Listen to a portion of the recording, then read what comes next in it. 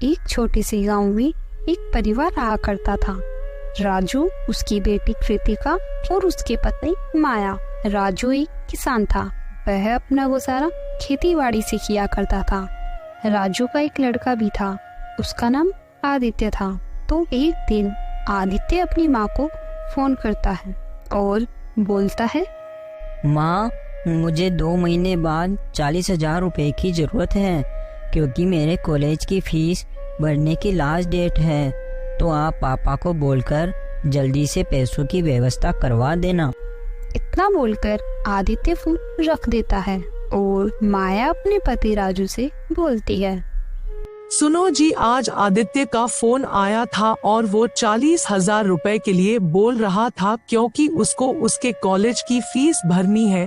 उसने 2 महीने पहले इसलिए बता दिया कि अपन कहीं से पैसों की व्यवस्था कर ले। फिर राजू बोलता है, मैंने तो पहले ही कहा था कि आदित्य को शहर पढ़ने के लिए क्यों भेज रहे हो, पर मेरी सुनता कौन है। और माया, तुम्हें तो पता ही है हमारी हालत ऐसी नहीं है कि अपन अपने बच्चों को शहर में पढ़ा सके। उसे बोलो कि वापस आ जाए, पैसों का इंतजाम नहीं हो सकता। फिर बीच में कृतिका बोलती है, पापा, आप ऐसा मत बोलो। मेरे छोटे भाई ने बहुत मन लगाकर पढ़ाई करी है, तो अब हम ऐसे पीछे नहीं हट सकते। बेटा, मैंने पैसे देने के लिए मना नहीं किया, लेकिन पर पैसे है ही नहीं तो कहाँ से दूं? तुम वहाँ जाओ और उसे अच्छे से घर के हालात के बारे में बताओ। वो फोन पर समझ नहीं पाएगा, इसलिए बेटी कल सुबह की बस से ही तुम उसके पास जाना और उसे समझाकर वापस अपने साथ ले आना। फिर अगले दिन सुबह कृतिका अपने भाई आदित्य के पास पहुंच जाती है। तो आदित्य उसे अचानक से देखकर बोलता है, अरे दीदी, आज आपका यहाँ कैसे आना हुआ? वो भी अचानक। मुझे बता दिया होता, मैं आपको लेने आ जाता। अरे कुछ नहीं भाई, मैं तुझसे मिलने के लिए आई थी। बहुत दिन हो गए थे तुझसे मिले, इसलिए मिलने आ गई। अच्छा ठीक है दीदी, आप यह बताओ, गांव में माँ पापा कैसे हैं? अपनी खेती कैसी चल रही है? क्योंकि यहाँ तो टमाटर के भाव आसमान छू रहे हैं। 200 रुपए टमाटर बिक रहे हैं। आदित्य की यह बात सुनकर कृतिका अपने मन में सोचती है, आदित्य सही कह रहा है, टमाटर के भाव अभी आसमान छू रहे हैं। क्यों ना टमाटर उगाकर उन्हें बेचा जाए और उन पैसों से भाई की फीस जमा कर दी जाए। कृतिका इतना सब अपने मन में सोचकर आदित्य को घर के हालात के बारे में कुछ नहीं बताती और वहां से गांव के लिए निकल जाती है।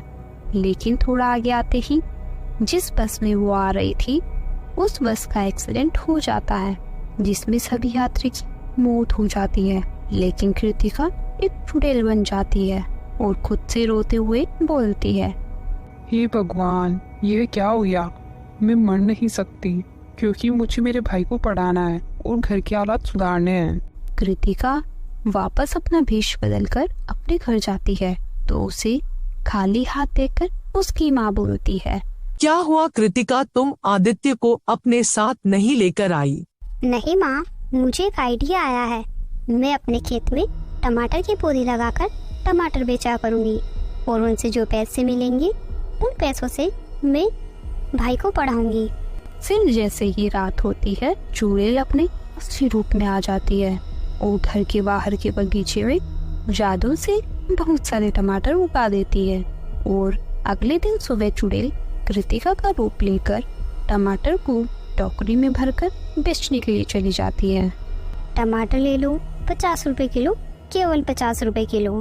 ताज़ा टमाटर बाजार से आधी रेट में, टमाटर केवल 50 रुपए किलो। इस तरह चुड़ैल बाजार में बहुत ही सस्ते दाम पर टमाटर बेचती है, इसलिए सभी लोग चुड़ैल से टमाटर ले लेते हैं। ऐसे ही दिन बीत रहे थे तो एक दिन उस गांव का मुखिया उनके घर आता है और बोलता है, सुनो बेटी, मुझे मेरी बेटी की शादी के लिए बहुत सारे टमाटर चाहिए। बाजार में टमाटर 200 रुपए किलो है और तुम केवल 50 रुपए किलो दे रही हो, तो कल मुझे 500 किलो टमाटर दे देना। मुखिया पैसे देकर वहाँ से चला जाता है। फिर कृतिका चुड़ैल में बदल जाती है और बोलती है, माँ पापा आप पैसे भैया को दे देना ताकि वो अपनी फीस भर सके। ना कहकर चुड़ैल वहाँ से गायब हो जाती है। कृतिका की माँ और पापा कुछ समझ नहीं पाते कि असल में चल क्या रहा है। अगले दिन सुबह आदित्य गांव आ जाता है और अपने माँ पापा को यह सब बात बता देता है। दीदी जिस बस में आ रही थी उस बस का एक्सीडेंट हो चुका है और उसके सभी पैसेंजर की मौत हो चुकी है। आदित्य की यह बात सुनकर उसके माँ पापा समझ जाते हैं कि कृतिका चुड़ैल के रूप में हमारी मदद करने के लिए आई थी। Thanks for watching.